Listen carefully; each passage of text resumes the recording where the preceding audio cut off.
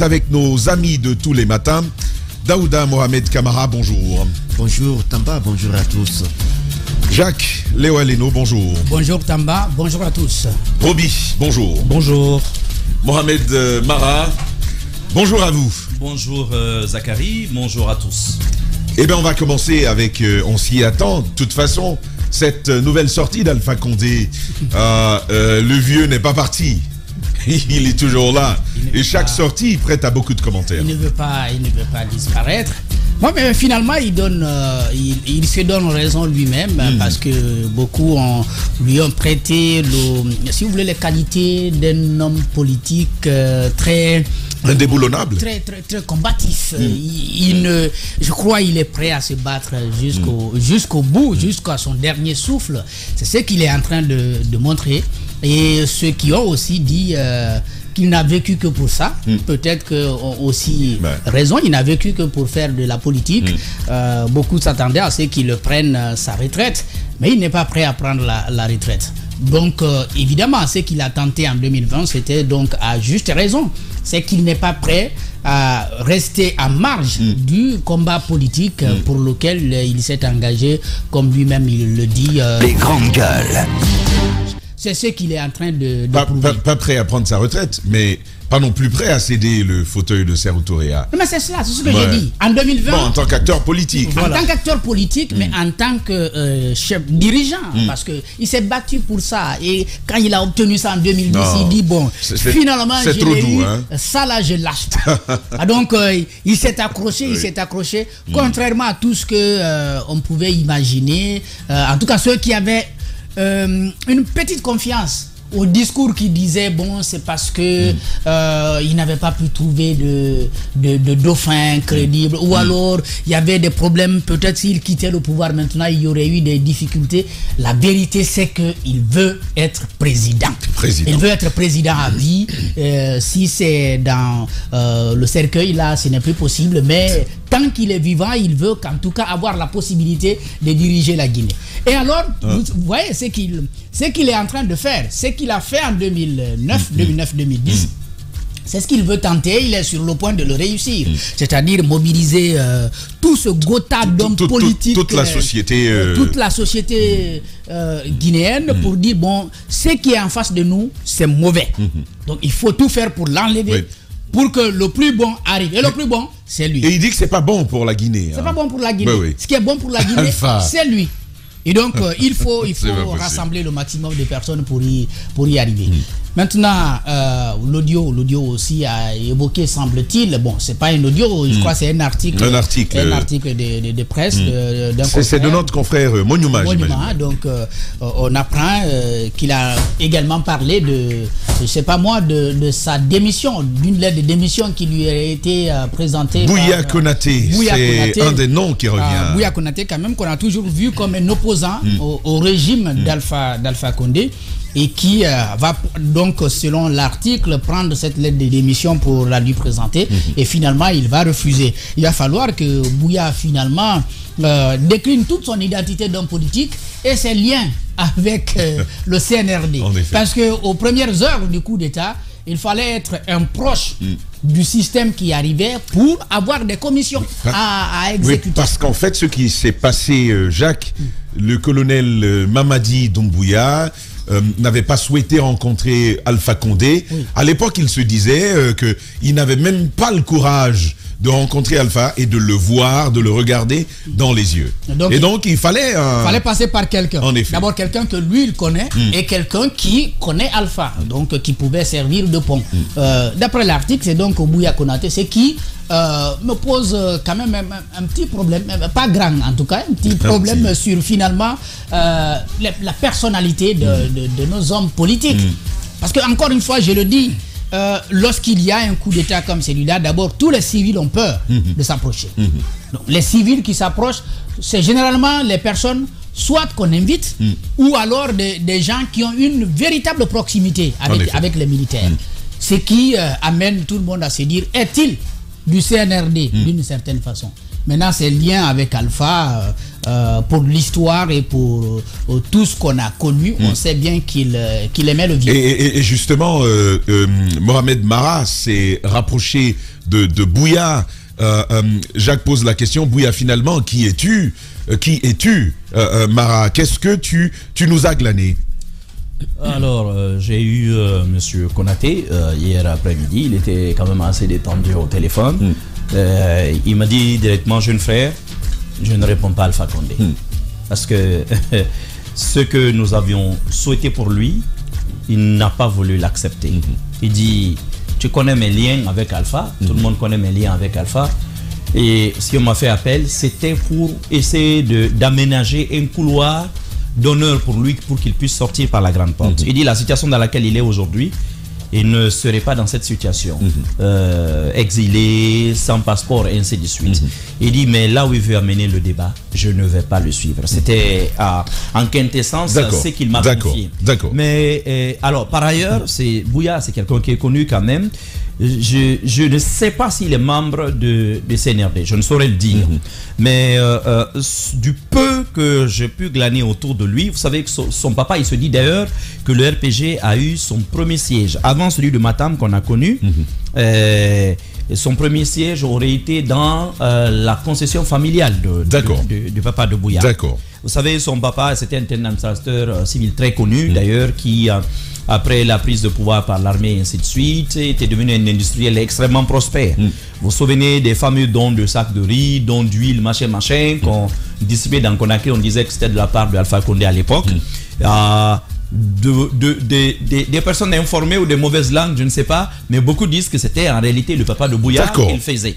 Et ce sont des gens, vous savez, cette première heure-là, c'était des vieux qui s'étaient engagés auprès d'Alpha, en tenant compte de l'époque. N'oubliez pas que juillet 85 était passé par là.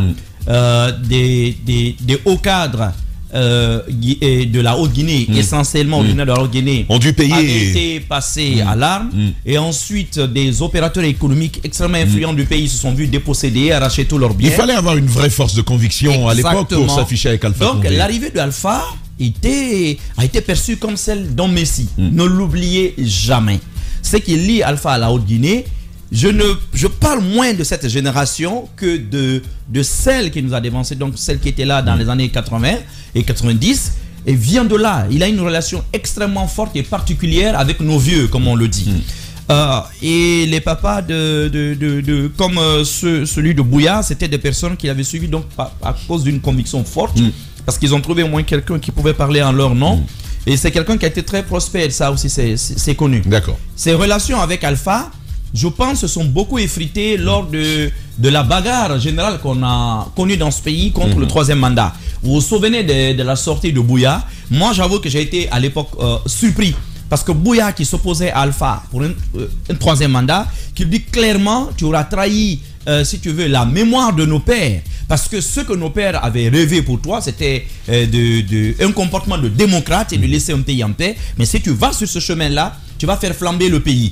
Mais j'avoue que dit de cette manière et publiquement, moi ça m'avait surpris. Je m'attendais à un discours beaucoup plus feutré en public, et puis peut-être qu'il lui dit certaines choses en privé, parce que il faut pas l'oublier, Alpha, je dirais que quasiment c'était le papa à Bouya. Mais je pense que ce sont des exercices sûrement qui ont été menés et qui avaient échoué. Vous vous rappelez, j'ai parlé ici aussi à l'époque de monsieur Yero Baldé, également, qui a été le dernier à quitter le navire, mais qui s'était battu, qui a continué à croire que le président entendrait raison. Jusqu'à la dernière minute, et lui, et Cheikh Sako et d'autres, ils ont fini par comprendre que le monsieur ne lâcherait pas, et ils l'ont quitté. Ils ont quitté. Je pense que c'était le cas de quelqu'un comme Bouya. Mais le peu que j'ai glané, c'est que Bouya, effectivement, à la prise de pouvoir par l'armée, puisque les gens tentaient parce que n'oubliez pas, ceux qui ont renversé Alpha, ils sont perçus tous comme des fils de Alpha. Ça, il ne faut pas l'oublier. En effet. C'était, qu'on le veuille ou non, qu'on le reconnaisse comme ça ou non, en réalité, c'est une révolution de palais à laquelle on a assisté. Donc, là-dessus, qu'on fasse appel à quelqu'un qui était censé ou qui était reconnu être très proche de lui, c'est pas surprenant. Sauf que on a l'impression que Alpha Condé a très mal interprété le geste. Mais il faut aussi tenir compte du contexte actuel. Mais ici, actuellement, ce qui se passe en Guinée... Et si finalement, cette opposition à Alpha Condé n'était que de façade? Mais attendez, vous appuyez c'est la question opposition quand même à Alpha Condé. Non, mais ce sont des gens qui n'ont jamais caché leur relation avec leur père. Tu as vu Siakabari? Siakabari l'a assumé. Il a dit, il reste mon père. Alpha le rancunier. Donc ce n'est pas de façade. Que l'on connaît, lorsque l'on procède par Bouya, ça veut dire qu'ils avaient certainement de bonnes relations. La vérité, ils avaient une entente, c'est ce que ça veut dire. Non, ça a été, c'est reconnu du tout. Ça a été, c'est pas quelque chose de caché. Ils ont véritablement voulu aménager un couloir pour M. Alpha Condé. C'est-à-dire aujourd'hui, il aurait gardé son statut par exemple d'ancien président en Guinée. Il aurait pu être un père aujourd'hui pour tout le monde, mais il n'a pas voulu accepter cela en refusant de démissionner justement. Parce qu'à l'époque, il aurait passé la main, même si la question de dauphin posait également problème, parce que vous savez que la personnalité qui était désignée comme dauphin... Ce que je dis, Mara, est simple. Les acteurs politiques, notamment d'opposition, ont l'habitude d'enfumer les militants. On vous présente une opposition de façade parce que ça paye, mais dans le fond, ça se voit, c'est des copains. Eux n'étaient pas véritablement... Je pense qu'eux n'étaient pas véritablement... Je vais terminer rapidement là-dessus. Eux n'étaient pas véritablement de ce qu'on appelait opposition pure et dure. Vous savez, c'est quand même une frange de l'opposition qui était perçue comme beaucoup plus modérée. Mais je veux quand même dire ceci. Peut-être que ça va t'éclairer. Tu parlais tout à l'heure de rancune tenace. Il y a Jean-Marie Doré qui a résumé ça en peu de mots.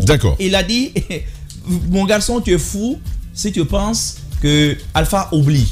Il a une mémoire de poule quant au bien qu'on lui fait et quant au mal qu'on le fait. Il l'a dit comme ça. Mais je vais vous dire, il y a quelque chose qui se passe en Haute-Guinée. La plupart des partis dont les premiers responsables sont de la Haute-Guinée sont en ce moment en immersion en Haute-Guinée.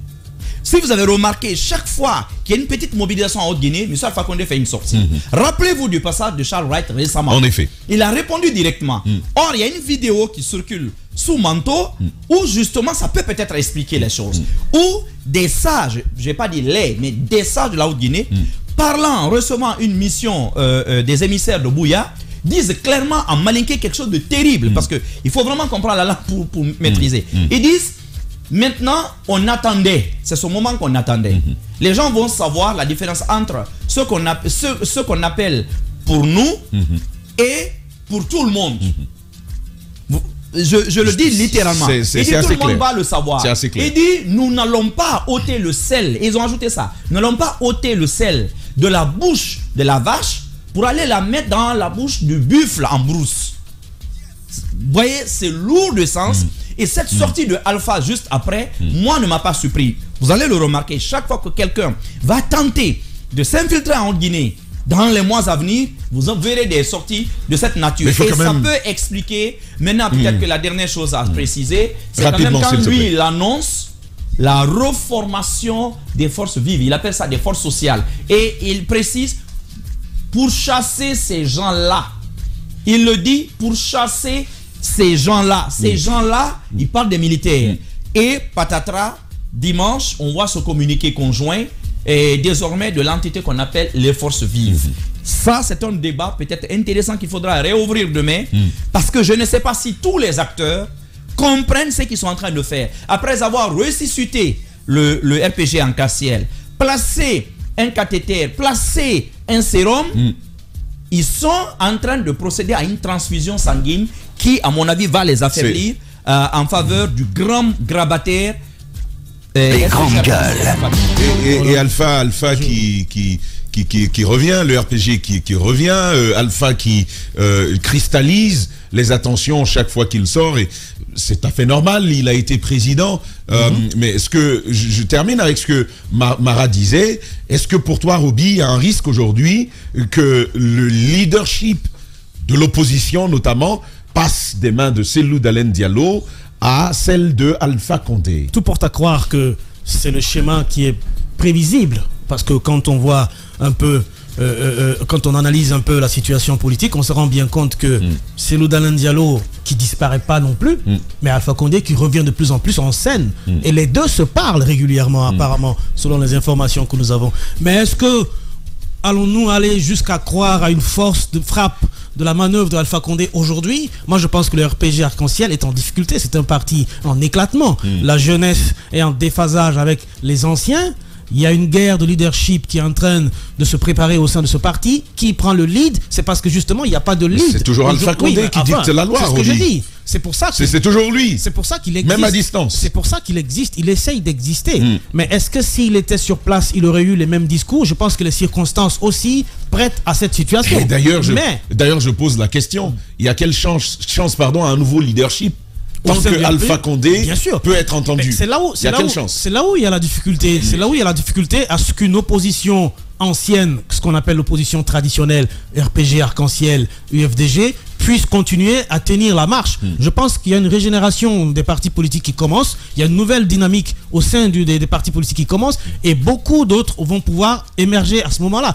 Mais Alpha Condé, de par sa position, de par son discours, de par son attitude, continue effectivement à affaiblir le RPG Arc-en-Ciel, parce que n'étant pas là, le RPG Arc-en-Ciel étant en difficulté, il n'y a pas de conciliation, il n'y a pas d'entente. Ce n'est pas le contraire, parce que le RPG s'affaiblit, mais quand Alpha parle, on sent que le parti existe. Parce que quand il est silencieux, c'est son identité. Le RPG Arc-en-Ciel, jusqu'à preuve de contraire, a pour identité Alpha Condé. C'est ça le problème, c'est pour ça que je dis. Là où il y a la difficulté pour le RPG Arc-en-Ciel à exister désormais ou à se régénérer, c'est que le leadership de Alpha est encore toujours très puissant au sein de ce parti politique. Ce qui fait qu'il n'y a pas une régénération. Mais crois-moi, Roby, tu donnes une dose de liberté à Alpha Condé en Guinée. Il te tient un seul discours. Tu vas voir que les gens ils vont renaître tout de suite. Oui, mais absolument. Mais le jour qu'il ne sera plus là, et là je suis d'accord avec lui, ce sera fini. Le problème, c'est ça. On risque d'assister à une mort cérébrale du RPG Arc-en-Ciel. Quand je dis mort cérébrale, c'est que le parti existe, mais n'existe pas vraiment. L'UFDG est parti avec Jean-Marie Doré comme ça. Donc encore une fois, la personnalité à outrance. L'UPG, pardon, la personnalité à outrance d'Alpha Condé au sein du RPG Arc-en-Ciel est un véritable problème. Un véritable problème, c'est aussi ton avis, mon cher Daouda? Non, ceux qui ont cru qu'Alpha Condé se tairait pour des bons parce qu'il est tombé le 5 septembre, c'est ceux qui, pour moi, ne connaissent vraiment pas Alpha Condé. Il a quand même un mental solide. Un mental solide et il est obligé d'en avoir. Croire qu'Alpha Condé aujourd'hui pouvait se taire vraiment, ce n'est vraiment pas connaître Alpha Condé, n'est vraiment pas observer et chercher à étudier l'homme pendant les 30 ou 40 années de lutte qu'il a menées. Et rien que pour les 11 dernières années de gestion, on pouvait bien se dire, on pouvait bien comprendre que Alpha Condé n'était pas et ne sera jamais prêt à céder sa place à qui que ce soit. Si aujourd'hui on pouvait penser qu'on oublierait Alpha Condé pour voir quelqu'un d'autre émerger, cela devait l'être à partir de 2015. À partir de 2015, il a entamé son deuxième et dernier mandat selon la Constitution. Mais il est allé à la présidentielle de 2015 et il est arrivé largement en tête et il a continué, il a commencé à préparer le troisième mandat. Il a des cadres au sein du parti, mais qu'il a toujours traîné comme des moins que rien. Parce que si Alpha Condé passe au siège pour dire, pour s'attaquer carrément aux cadres malinqués qui sont des malhonnêtes, les présenter ainsi, c'est ne jamais amener l'opinion à leur faire confiance. Quelle que soit la volonté des façades qui pouvaient présenter à l'époque pour dire, bon, on va choisir tel pour la succession à la tête du parti, avec cette tâche déjà qu'il a portée sur les cadres malinqués, ça ne pouvait pas marcher. Ce que tu nous dis, c'est qu'il a préparé ça. Il a préparé ça. D'accord. Il a préparé ça. Et on a cru à un moment donné qu'il s'est penché un peu du côté de la Basse-Guinée pour la relève, mais ça n'a jamais été le cas. Alpha Condé a toujours utilisé les cadres de la Basse-Guinée pour se faire de la place et pour se mettre en sécurité. Et ça, il a réussi. Allons en forêt, pour ne pas parler de la Haute-Guinée. Allons en forêt. Qu'est-ce que Alpha Condé n'a pas fait avec les cadres de la Guinée forestière qui par moment pouvait aller jusqu'à vouloir se manger cru. On a vu à Gekedou, on a vu à Kissidougou, on a vu même à Zérekore et autres. Partout, les cadres, il a travaillé avec les cadres de sorte que tu vois ton frère, tu le prends pour ton pire ennemi. Mais je pense qu'à la fin, il faut reconnaître un mérite à Alpha Condé. Je pense qu'il est au-dessus de tous les acteurs politiques dans ce que je pourrais appeler la connaissance de la sociologie guinéenne. Il connaît les acteurs. Il connaît, il sait quel discours leur tenir. Il connaît les acteurs et il a su bien le faire comme les grandes gueules dans le cynisme. Ça n'a pas été dans le sens de rapprocher, ça a été dans le sens de diviser. Tamba, allez simplement. Oui, mais là vous êtes sur un autre débat. Moi je parle de connaissance de nos sensibilités sociologiques. C'est de ça que je parle. C'est plutôt à lui. On va le laisser terminer. Vas-y, Daouda. Dans l'état dans lequel il les a. Vous êtes sur un autre débat. Vous êtes sur un autre débat. Voilà. Moi, je suis sur un tout autre débat. Oui, non. Voilà. La connaissance sociologique. Il s'agit de quel profit on tire de ces connaissances du milieu sociologique. Alors, c'est de cela qu'on parle. Non, moi, je suis bien d'accord. J'ai été bien d'accord avec toi. Mais l'utilisation qu'il en a fait n'a pas été la bonne. Un autre débat. N'a pas été la bonne. Allez simplement. C'était à son profit. C'était à son profit. C'était à son profit. Allez simplement. Simplement, je prends une seule ville que vous connaissez bien. Prenez Gekedou. Jean-Marc Teliano. Marc Yambuno. Faya Milimouno. Et qui encore? Il les a utilisés. Abraham Kamano. C'est-à-dire les frères se regardent et doutent les uns des autres. Voilà. Pourtant, tous disent être près de Alpha Condé. Et Alpha Condé est capable de les mettre en chemin pour aller en mission à Gekedou. Mais il les reçoit individuellement. Après un entretien global, il peut les recevoir individuellement pour les mettre en garde, mettre les uns les autres contre les uns contre les autres. On a vu cela ici. Et aujourd'hui, que les gens soient surpris de cette sortie, moi je crois qu'il y a, pour moi, il n'y a aucune surprise en cela. Tout a été préparé et tout était prévisible pour qu'on arrive à cela aujourd'hui. Et quand il dit que nous sommes en train de constituer les forces sociales pour faire partir, pour dégager ces gens-là, ben, est-ce qu'il faut s'attendre à un discours qui dresse les couronnes pour Mamadi Doumbouya? Non, Alpha Condé œuvrera toujours pour ne jamais que le peuple s'aligne derrière cette transition. Et cela, ce n'est pas peut-être de mauvaise foi, mais c'est de bonne guerre. Et déjà d'ailleurs, on a vu cette annonce d'une prochaine manifestation. On appelle ça Force Sociale, Force Vive, je ne sais plus. Ça va certainement être pour le 9 mars prochain.